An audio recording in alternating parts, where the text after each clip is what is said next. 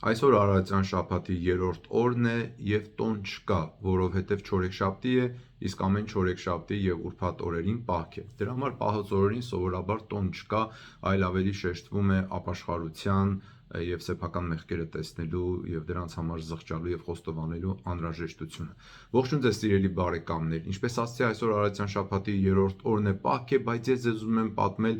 մի դրվագ, թե ինչպես մեր հայոց Տրթատ թագավորը դարձի եկավ և ինչպես փոխվեց այդ մարդը և ինչ տեսակի մարդ դարձավ։ Մի դրվագ հայոց Տրթատ թագավորի և Սուրբ Գրիգորի պատմությունից, որը պատմում է Ագաթագեղոսի իր հայոց դարձի պատմության մեջ։ Այս դրվագը շատ կարևոր է, որ մենք իմանանք, որովհետև եթե այդ փոփոխության պատմությունը տեսնենք, մեծ դաս է այսօրվա համար, որովհետև նույն դեղամիջոցը տրվում է մեզ այսօր և ձեզ նաև կպատմեմ, թե ինչպես սպառնաց Սուրբ Գրիգոր Լուսավորիչը հայոց արքունիքին, և թե ինչ կպատահի մեզ հետ, ինչ տեսակի պատիժներ կգա մեր վրա, եթե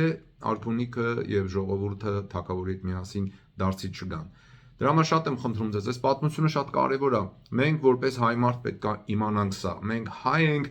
ոչ միայն որ մենք քրիստոնյա ենք, նաև գիտենք մեր պատմությունը, որ մենք մեր մեջ կրում ենք այդ ամբողջականությունը հայոց պատմության և գիտենք, թե ինչպիսի թագավորներ ենք ունեցել, ինչպիսի կաթողիկոսներ ենք ունեցել և Աստված երկնքից ոնց է խոսել մեր ազգի հետ և ինչպես է խոսում այսօր, որովհետև եթե մենք չնայենք, անցյալից դասեր չքաղենք, մենք չենք իմանա այսօր ինչպես առաջ շարժվենք։ Ուրեմն նախորդ պատմություններում, երբ որ ես ձեզ նախորդ երկու օրերին Արարատյան շաբաթի օրերին պատմեցի Սուրբ Հռիփսիմեի և Սուրբ Գայանեի մասին, դուք նկատեցիք մեր հայոց թագավորի դաժանությունը, դուք Տրթատ թագավորի դաժանությունը, դուք նկատեցիք հայոց արքունիքի դաժանությունը և ժողովրդի չարությունը, որոնք և նույնպես դիվահարվեցին, բայց այս ձայնագրության մեջ ես պատմելու եմ, թե այդ ամեն ինչը ինչպես փոխվեց, ինչ տառապանքի ու ինչ ցավի միջոցով դա փոխվեց, որովհետև գիտեք սիրելի ժողովուրդ, երբ որ կարդում ես Ագաթանգեղոսի հայոց պատմությունը, տեսնում ես, թե ինչպես այդ դաժան, բայց շատ հայրենասեր և իսկապես իր ժողովրդի ու հայրենիքի մասին մտածող թասիբով Տրթատ թագավորը, ինչու եմ ասում թասիբով, որովհետև ինքը ուրախանում էր, երբ որ երկիրը զարգանում էր։ Եթե դուք կարդաք հայոց պատմությունը Ագաթանգեղոսի, դուք կտեսնեք այդ բաները։ Ու ոնց այս մարդը դարձի եկավ ու դարձավ ավելի նվիրված, իսկապես քրիստոսասեր,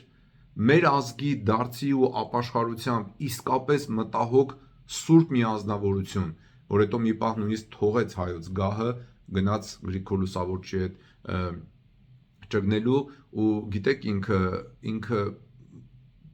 պետական գործ էր համարում Սուրբ Գրիգոր Լուսավորչի հետ գնալ հայոց գավառները և այնտեղ մարդկանց խոսել Քրիստոսի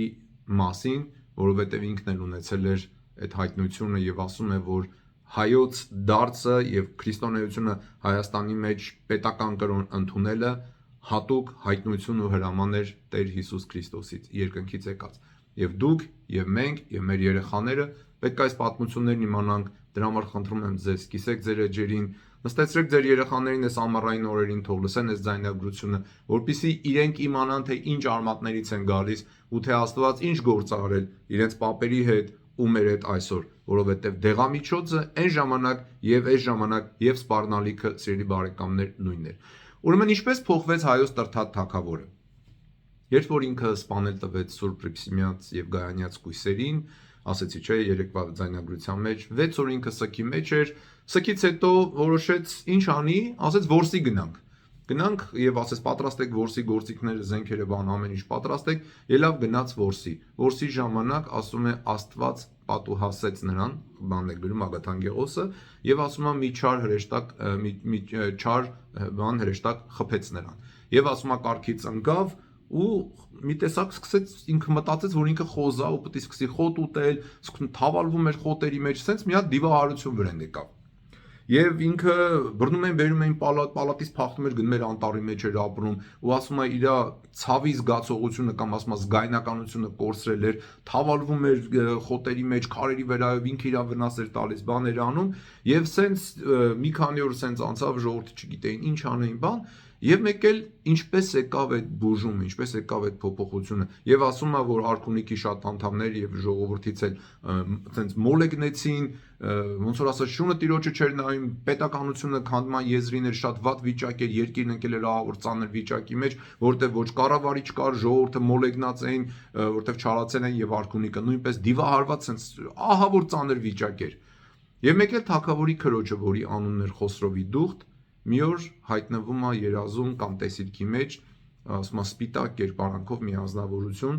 եւ ասում է ձեզ բուժում չի լինի, եթե դուք չգնաք եւ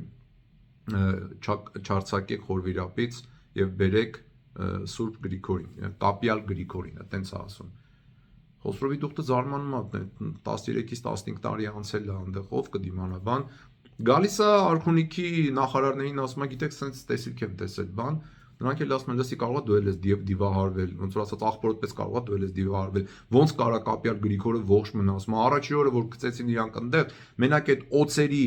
սարսուրից ինքը կմեռներ։ Հիմա երևի իրա ոսկորները չեն մնացել։ Ինչ ես խոսում։ Մի խոսքով, այդպես փակվում է այդ թեման։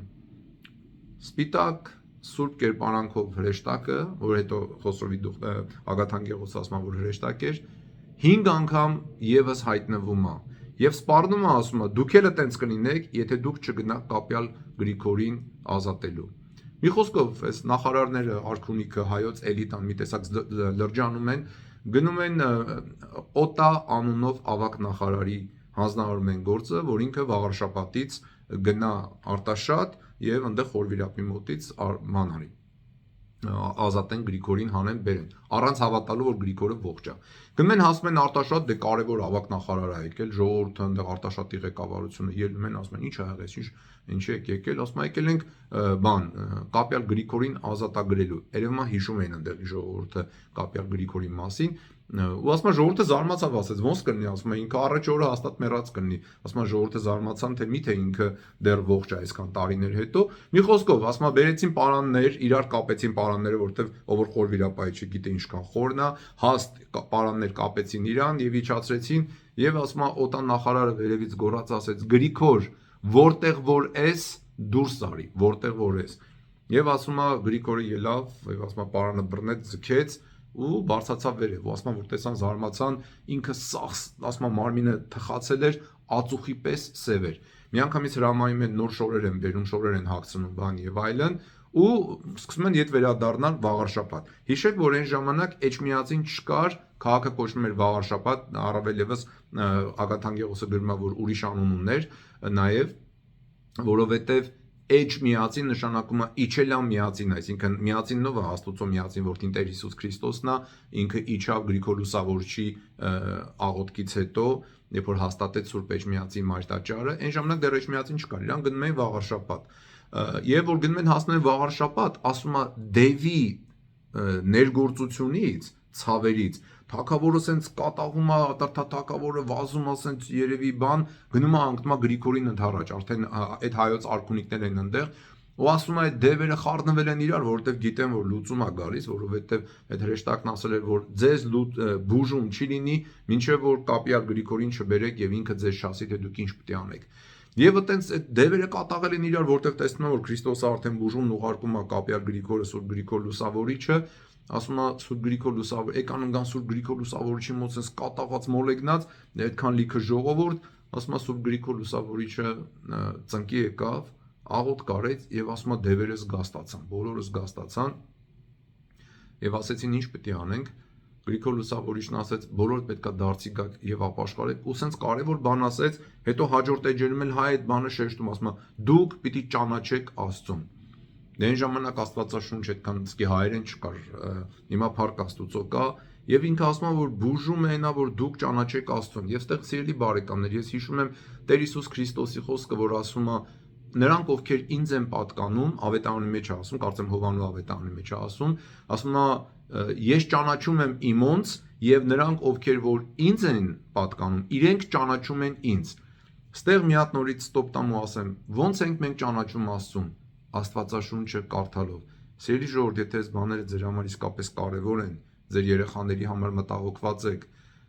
Դրեք ու սովորեք Աստվածաշունչը, դրեք սկսեք 4 ավետարանները կարդալ, ճանաչեք Աստծուն։ Հիմա ես ուզում եմ այդտեղ մի երկու հատվածներ կարդալ, թե Սուրբ Գրիգորը ինչ էր ասում հայոց թագավորին եւ հայոց իշխաններին, պաշտոնավոր մարդկանց, երկրի ու ապագայի մասին, եւ մեկ էլ մի հատ սպառնալիք տվեց, ասեց, եթե չանեք այս ամեն ինչը, տեսեք ձեր վրա ինչ կգա ու տեսեք ինչքան նման է դա այսօրվա օրերին, որ վերաբերվում է մեզ։ Շատ եմ խնդրում ձեզ եղբայրաբար, լուրջ ընդունեք այս ամեն ինչը։ Աստված խոսել է մեր ազգի հետ երկնքից իր Սուրբ Գրիգորի միջոցով, Սուրբ Ռիստիմեի եւ Գայանեի միջոցով, եւ նույն դեղատոմսը այսօր է ճանաչել Աստծուն, հնազանդվել Աստծուն, պահել իր պատվիրանները։ Իսկ դա անհնար է անել, եթե դուք չկարդաք Աստվածաշունչը, որ իմանաք, թե ով է Աստված, ինչ է ասել, ինչ անել եւ ինչից հեռու մնալ։ Ուրեմն երբ որ Սուրբ Գրիգորն եկավ, ես հիմա ձեզ կարդում եմ մի հատված Ագաթանկեղոսի հայոց դարձի պատմությունից, գիտեք ինչ ասեց, ասում է, եկավ եւ ասեց, որ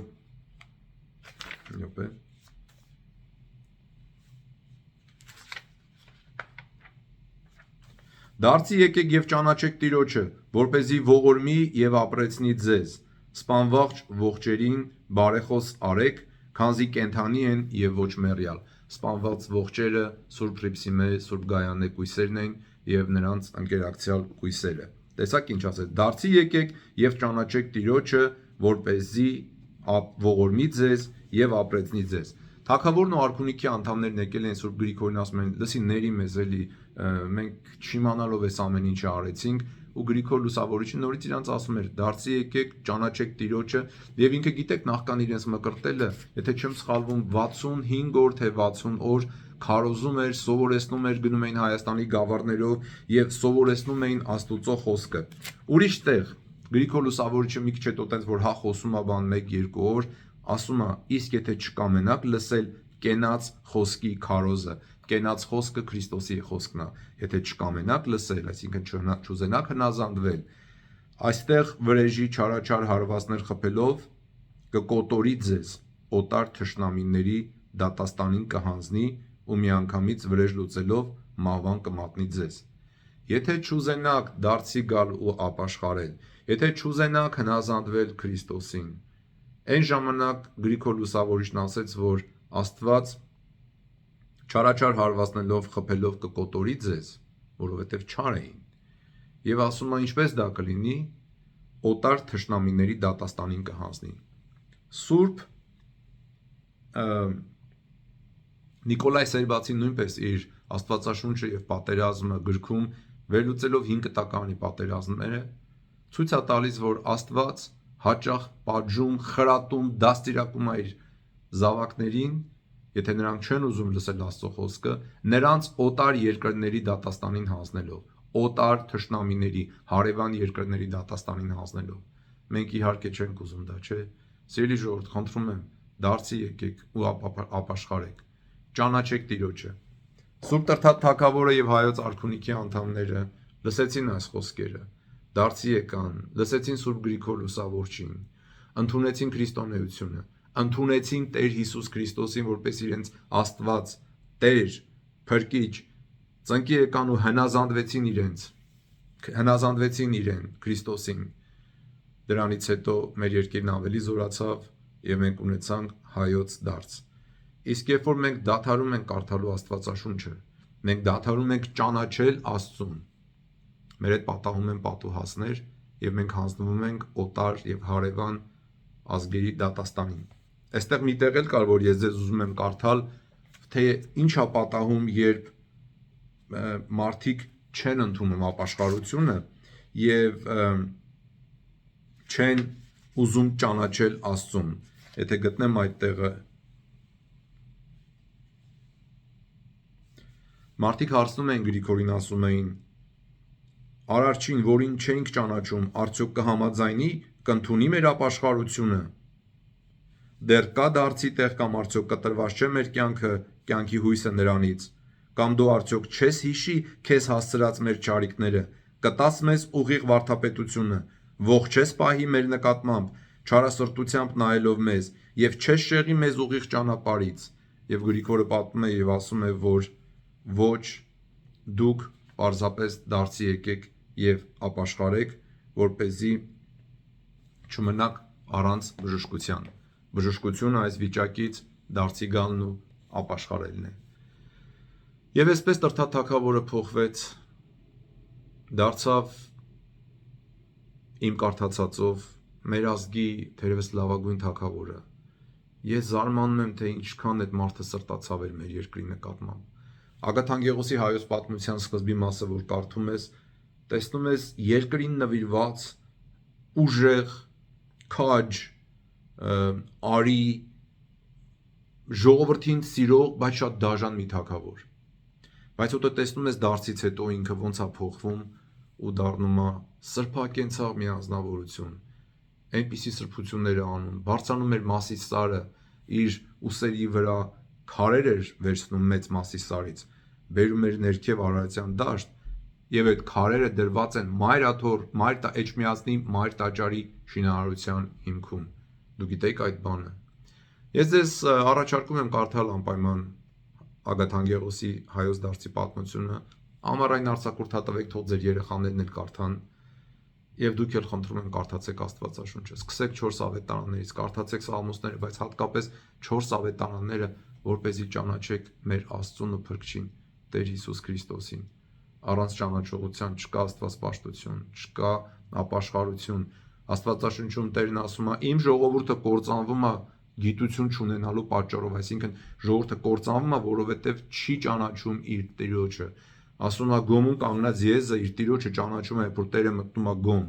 բայց իմ ժողովուրդը, որին ես ստեղծել եմ, պահում եմ, հարև եմ տալիս, անձրև եմ տալիս, լույս եմ տալիս, հանգիստ եմ տալիս, ուտելու բան եմ տալիս, իմ ձայնը չի լսում եւ ինձ չի ճանաչում։ Ժողովուրդ ջան, լրջությամբ մոտեցեք այս բանին։ Աշխարհի վերջը գնալով մոտենում է, տեսնում եք ինչեր է կատարվում։ Մենք պոտենցիալ կանգնած ենք միջուկային կատաստրոֆայի առջև։ Շատերը դարձի չեն գա, ինչպես ասում է Աստվածաշունչը, եւ շատերը չեն լսի Աստծո խոսքը, շատերը չեն էլ երևի հասցնի, որովհետև կվատնեն ու կմսխեն իրենց տրված ժամանակը, ինչպես մենք վատնեցինք ու մսխեցինք այն ժամանակը, որ Աստված 30 տարի տվել էր մեզ սրբազան երկիր, սրբազան վարկ կառուցելու համար։ Դե լավ եղեք սիրելի ժողովուրդ, մտածեք այս բաների մասին, Աստված օգնական ու պահապան եւ մեր շատ սիրելի Տեր Հիսուս Քրիստոսին փառք, իշխանություն եւ պատիվ Հոր եւ Սուրբ Հոգու հետ միասին այժմ եւ միշտ եւ հավիտյանս հավիտենից ամեն։